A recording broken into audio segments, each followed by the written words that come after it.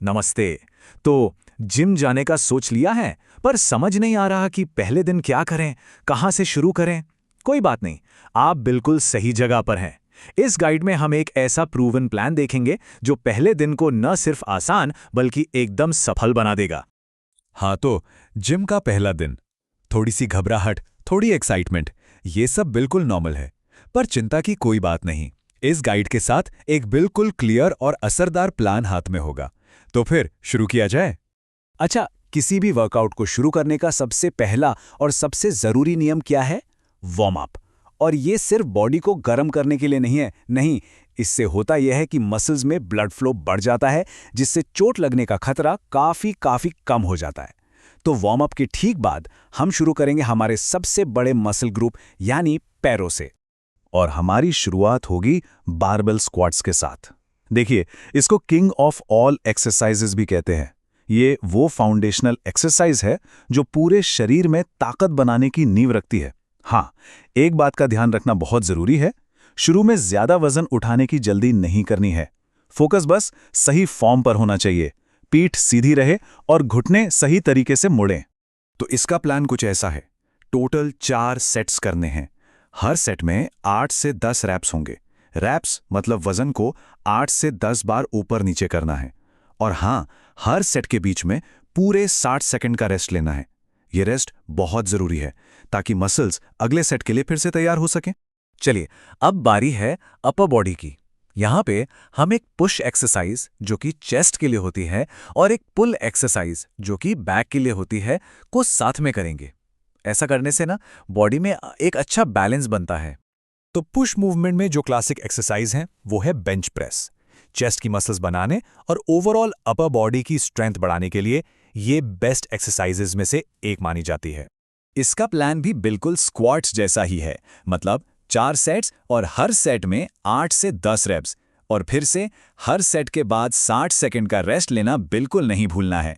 कोशिश ये करनी है कि हर रैप बिल्कुल कंट्रोल में हो। ठीक है, बेंच प्रेस हो गया। अब आते हैं इसके काउंटर पुल मूवमेंट पर, जो है लैट पुल डाउन।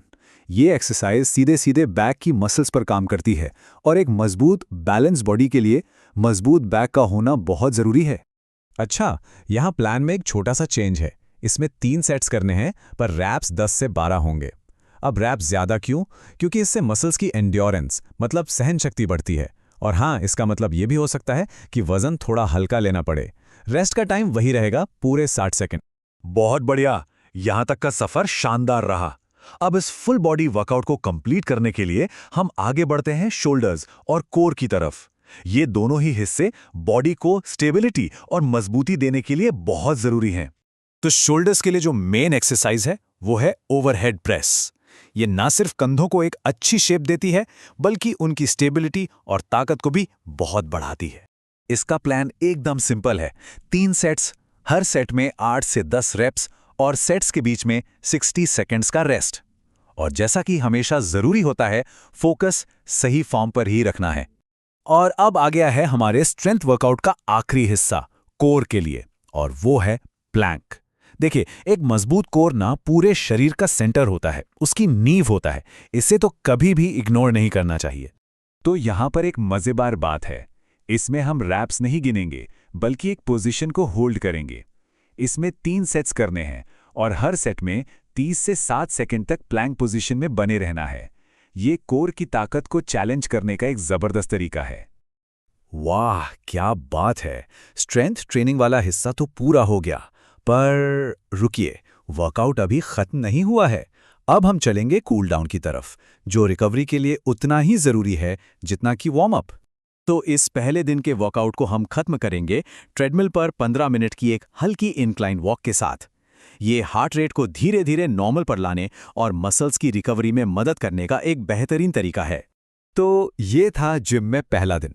एक बहुत ही शानदार शुरुआत हुई है। बस ये याद रखना है कि ये एक लंबी और मजेदार जर्नी का सिर्फ पहला कदम है। तो फिर क्या दूसरे दिन की तैयारी है? मिलते हैं अगली गाइड में और इस फिटनेस सफर को साथ में जारी रखते हैं।